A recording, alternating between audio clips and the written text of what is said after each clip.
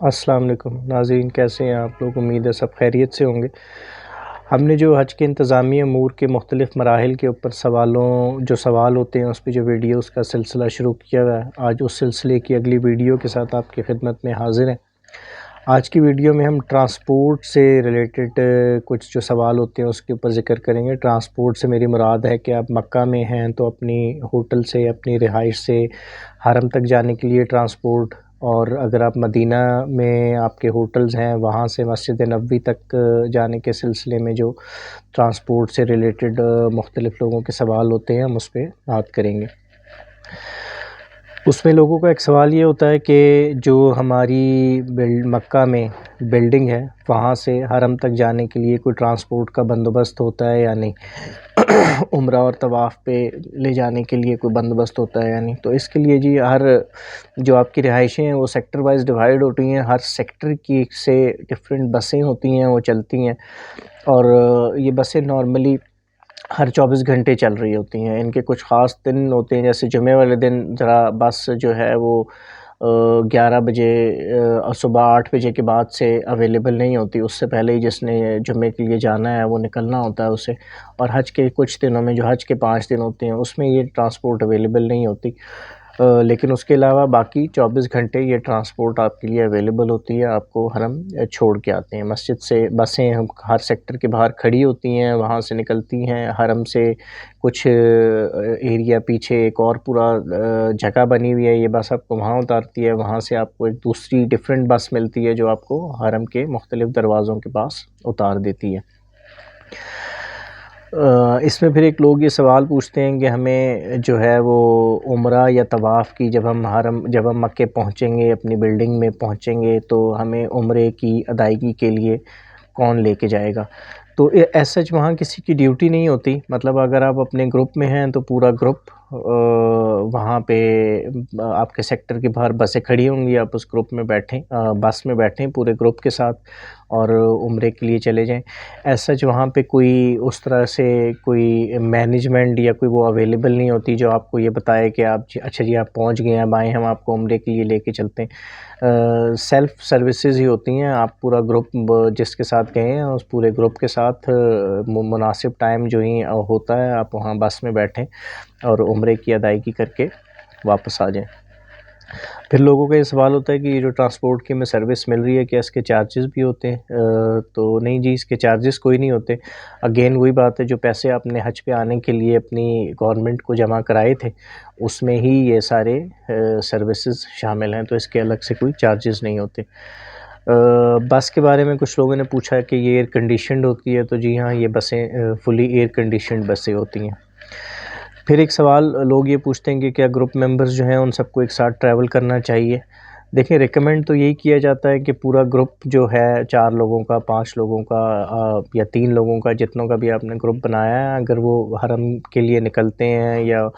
عمرے کے لیے طواف کے لیے پلان کرتے ہیں جانے کا، تو سجیشن یہی ہوتی ہے کہ آپ لوگ ایک ساتھ ہی ٹریول کریں۔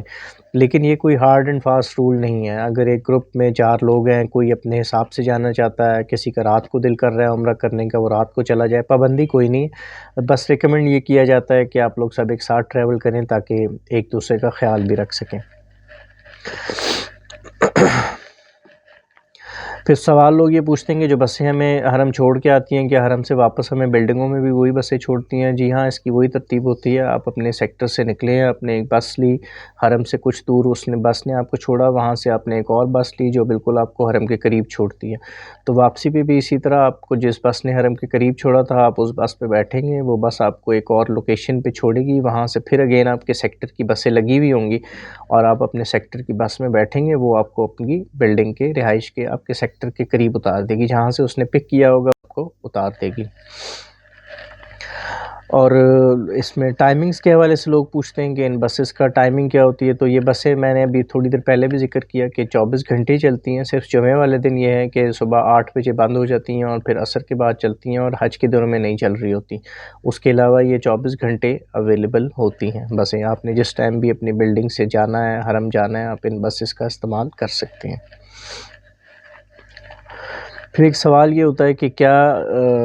مکہ میں جہاں مدینہ میں جہاں آپ ٹھہرے ہیں تو یہی ٹرانسپورٹ کیا آپ کو زیارات کے لیے بھی لے کے جاتی ہے؟ تو اس کا جواب ہے نہیں، یہ ٹرانسپورٹ نہیں لے کے جاتی آپ کو۔ وہاں لوکل پرائیویٹ بسز اور ٹرانسپورٹ اویلیبل ہوتی ہے جو کہ حج کے دنوں میں جب آپ مدینہ میں یا مکہ میں جو آپ کی بلڈنگز ہیں اس کے اندر بیسیکلی وہ رومز تک بھی آ جاتے ہیں، اپنے کارڈز تقسیم کر رہے ہوتے ہیں، بلڈنگ کے باہر کھڑے ہوتے ہیں، آوازیں لگا رہے ہوتے ہیں کہ زیارات کے لیے جانا ہے۔ تو مدینے میں یہ 10 ریال میں آپ کو ساری زیارات کروا دیتے ہیں، اور مکے میں یہ پچھلے سال تک کا یہی ریٹ تھا، 15 ریال لیتے ہیں، اور جو مکے کی ساری زیارات ہوتی ہیں وہ 3 سے 4 گھنٹے کا سفر ہوتا ہے وہ کرا لیتے ہیں۔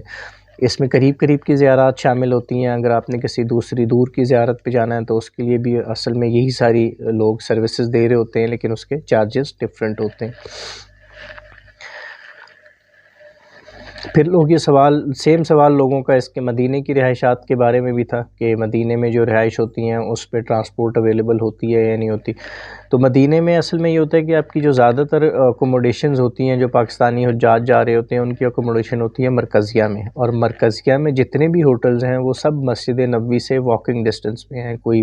5 منٹ کی واک پہ ہے، کوئی 2 منٹ کی واک پہ ہے، 15 منٹ کی واک پہ ہے، 20 منٹ کی واک پہ ہے۔ موسٹلی پاکستانی حجاج جو ہیں وہ مدینے میں مرکزیہ میں ٹھہرائے جاتے ہیں۔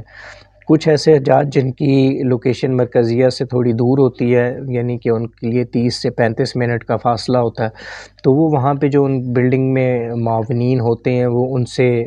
مشورہ کر کے دیکھ سکتے ہیں کہ وہ ان کو گائیڈ کر دیں گے کہ آپ نے مسجد نبوی تک اگر جانا ہے تو کیسے جانا ہے۔ جو یہ بس سروس اویلیبل ہوتی ہے یہ مکے میں تو اویلیبل ہوتی ہے، کیونکہ مدینے میں موسٹلی ہوٹل سارے حرم مسجد نبوی کے بالکل قریب ہیں، میکسیمم 20 سے 25 منٹ کی پیدل واک پہ،